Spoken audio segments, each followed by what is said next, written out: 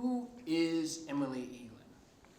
If you could introduce yourself, what would you say about Emily Eaglin, the filmmaker and the person?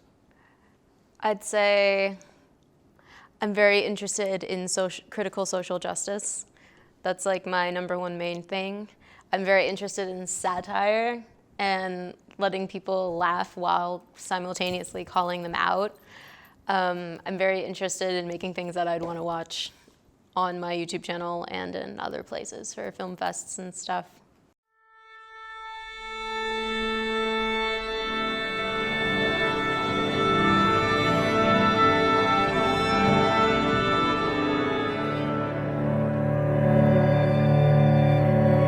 I can remember the first time somebody asked me, "What are you mixed with?" I'm sorry, what?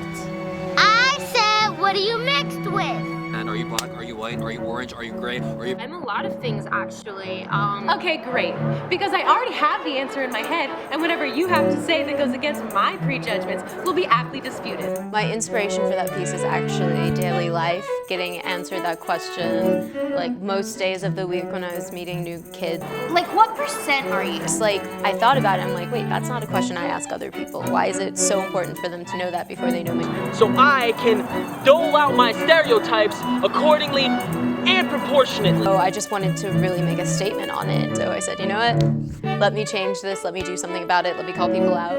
And now when I meet kids, they're like, oh, you're the one who made that Future Children movie. Nobody ever asked me if I'm mixed anymore or what I'm mixed with. I told somebody the other day, I'm like, I'm just going to make a movie for every problem I have in life until I have no more problems, because I guess it got across to people and people started thinking about the issue in a way they hadn't before. Like, a lot of people genuinely didn't know that it was offensive. Being a female black filmmaker, it's something I really feel like I should speak out on. There are not enough of us, you know, I don't see enough sisters. I see, you know, of course it's like a white male dominated thing, and I kind of poke fun at that in the movie as well. And I feel like there should be no industry that's dominated by one type of person, you know. It doesn't make sense to me. You know, you can name maybe female directors on one hand, you can name maybe all the black directors you know on one hand. You know, it would take probably at least 20 hands to name like all the white male directors that you know.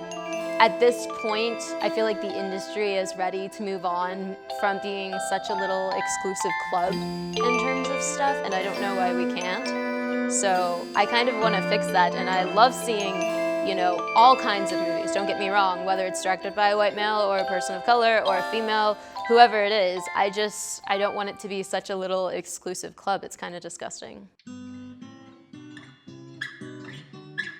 I mean, so looking at the argument of like including diversity in casting, like the very superficial and kind of, I don't know, monetary look at it is you gotta cast what sells, right?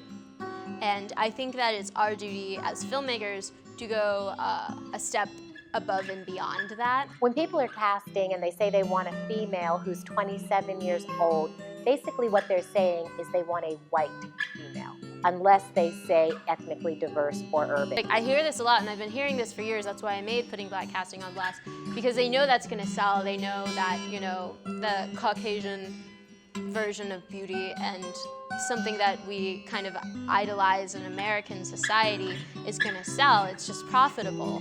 And they know that, say, you know, race films or whatever aren't gonna sell to the same audiences. People want to be able to see themselves in characters, and not just in a metaphorical sense. The idea that anything not white won't sell has been proven wrong time and time again. But until we change these standards in casting and buzzwords, everything is going to be all white. But everybody that we can think of, we should cast. I mean, when you step outside on this campus, you don't only see, you know, Caucasians. So I'm like, why do I step into a movie theater and only see Caucasians? Yeah, they're beautiful, but I also think everybody else is also beautiful. That's just where I'm coming from in terms of that.